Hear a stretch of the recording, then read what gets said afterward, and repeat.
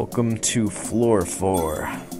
We finally discussed the bulk of the gameplay mechanics. I'm sorry, I know I blabbered for 3 videos about it, but I think I can take a breath and just get a little bit more synchronized with what's going on screen. So that said, let's talk about the story of the game. So, in the intro cutscene, from what little you saw, there was a prison Hulk. I think it was a prison Hulk. I don't know if that's the right terminology for the ship. I'm not huge on the space travel jargon, but it's big ship, penal transport, and it was transporting a bunch of prisoners, had a bunch of guards and crew on board, and it was being shot down. What was shooting it down, you may ask? There are defense satellites positioned, and they were waiting, but they were still active. So when the prison Hulk passed by, the Success passed by, it actually targeted the ship and shot it down, which is why, as you see in the intro cutscene, the very short 5-10 second intro cutscene, the ship is kind of breaking apart, it's on fire, it's being shot at. What's firing at it is an Endless defense satellite. And the Endless are this ancient race of beings. They built this facility that we're in right now, this sort of biosphere research, you know, xenobiology, crazy stuff going on, all sorts of weird, futuristic, unfamiliar technology. Was built by the Endless. That's why it's Dungeon of the Endless, Endless Legend, all this crazy stuff. It's sort of this mysterious race that we don't know everything about. We just know that they were very advanced and very, you know, very strange, and that they disappeared, I guess, a long time ago. So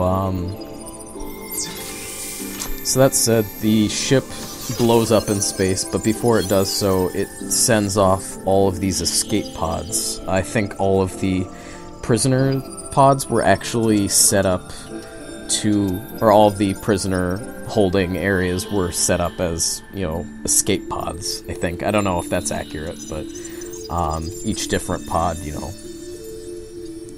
gets sent down to the planet Auriga, where both Dungeon of the Endless and Endless Legend take place. This game is actually, I believe, chronologically, the earliest in the franchise. Endless Legend comes afterwards, and then Endless Space comes after that. And Endless Space is actually Amplitude Studios' first game. So it's kind of interesting. They kind of went, I guess, super far forward, and they go super far back, and then I think Endless Legend came up after this one? Or did Dungeon of the Endless come first? I'm not sure which one released first, but yeah, you get the general idea. So you shot down, you're in the escape pod, that's what you see in the character selection screen, and once you finish that, you crash land onto the planet, but you don't just crash land necessarily. Your escape pod actually punches through the crust of the planet, and I guess it kind of hits this mountainous structure and tunnels down far beneath the surface, and it just so happens to crash through all these floors of the Endless research facility, the Dungeon of the Endless, and that's how you end up in the bottom. That's why you have to work your way back to the top. And it just so happens, for some mysterious reason, the power supply tear gas we just researched right there, gonna come in huge handy later on. There's an amazing combo with Neurostuns and tear gas, and I implement that with a little bit of pepper spray. Delicious, absolutely delicious. No, it's really cool. You'll see it later on, but we have to research them all first. Right here, I'm just checking out the other stuff I have researched. Mechanical pals will give you a slight bonus to whatever you have place in that room, so right there we're just getting a little extra point of science for each turn with that mechanical pal. They're kind of like little mini operators. They're not quite as good as an actual operator, but they amplify the effect, so that's good. Anyways, so you punch through the crust, and doing that, the security systems in the dungeon actually reactivate. That's why all the doors close, why you have to open them all. And the other thing is that a lot of the hibernating sort of, maybe not bioweapons, but bio-experimental strange creatures. I don't know if these snake things are part of that, but the arm tentacle guys definitely are. Have we seen the arm tentacle guys? I think we have. And here's Neurostun module, yet another very important part of my strategy. Gonna come way in handy. Oh yeah, and I didn't see us get the pepper spray 3, but I happened to see that, and I thought that was really good to get so early on, so we nabbed that when we got the opportunity. And right there we have Josh.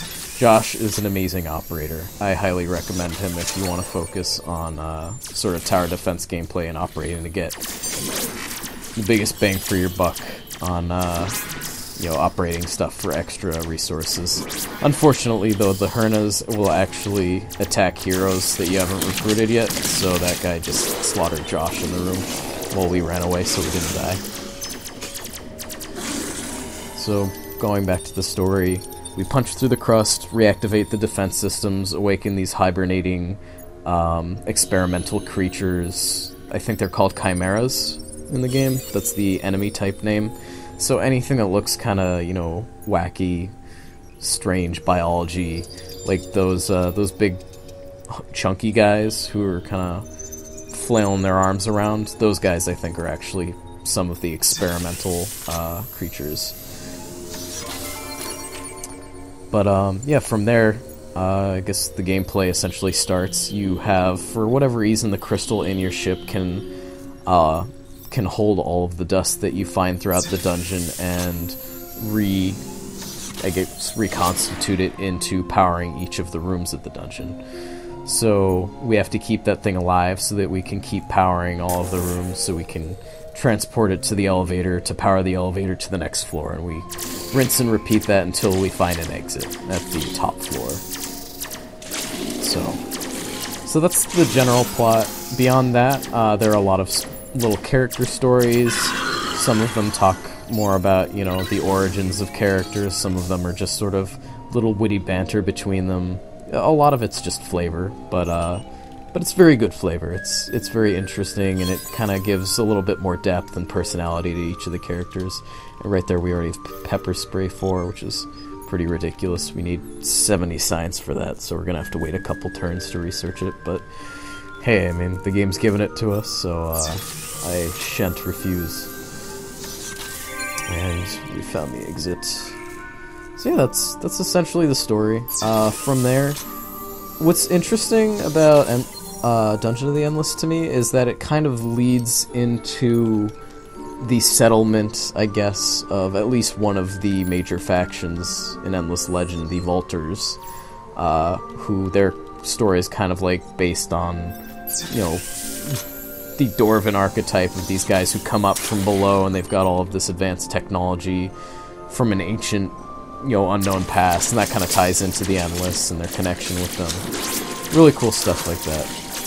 And here I made kind of a mistake to put Hikensha in this room to operate, just because it's like the crossroads for all of the enemies to start attacking us, so I give her a little heal there, just to keep her going.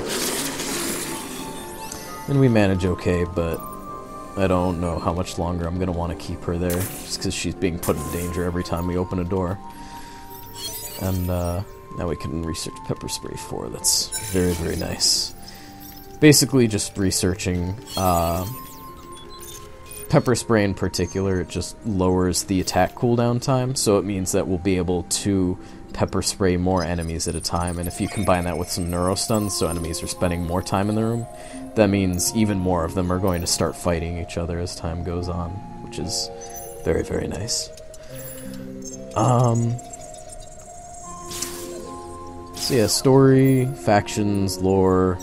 I think Hikensha is actually, she's the result of some of the experimentation by the Endless, I think. Like, she grew up in these labs, essentially, so she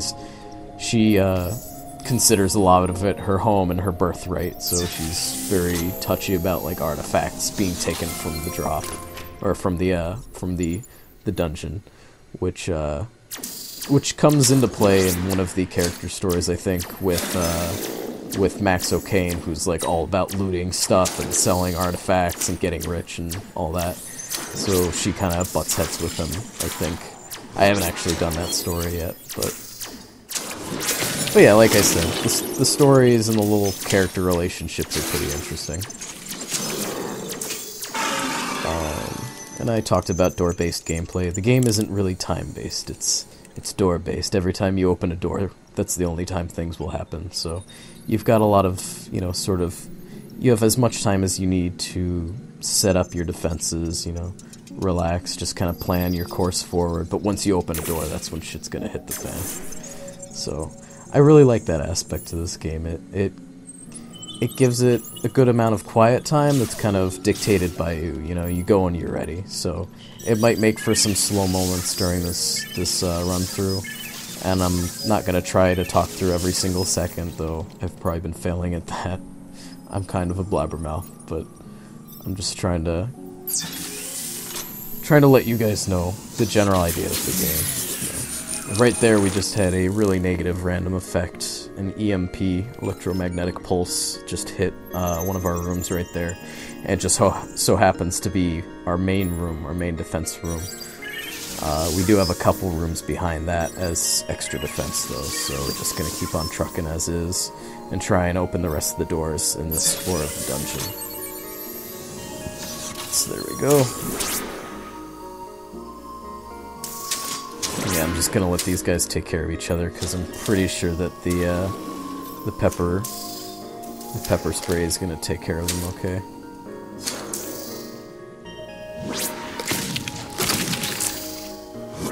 So yeah.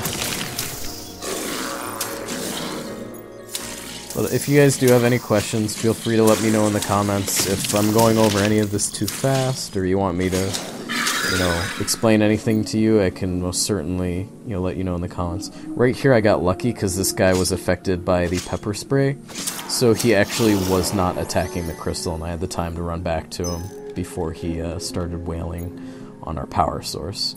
Wouldn't have been that bad because I think we've already explored every door in the dungeon, but you know, still a small nicety that we didn't have to worry about that.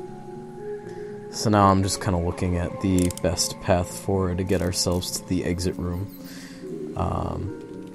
Since we have a limited amount of dust to power rooms, we're going to have to power as many as we can and then just kind of go from there. So there, we at least got that one. And then I believe I'm actually going to use Hakensha here. I'm going to place her below in that darkened room that we didn't have enough dust to power. Because I'm pretty sure that even during the crystal phase, as long as you have a character in a dark room, enemies won't be able to spawn there until they leave that room.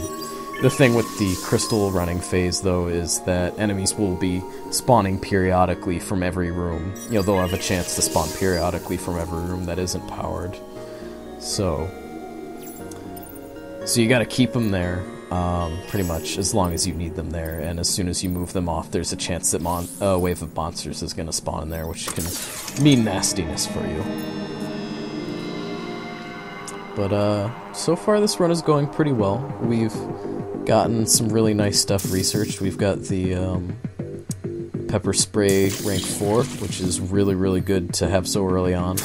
We've got the neurostuns going on. We've got the tear gas going on. We're going to keep upgrading those. That's really going to be our primary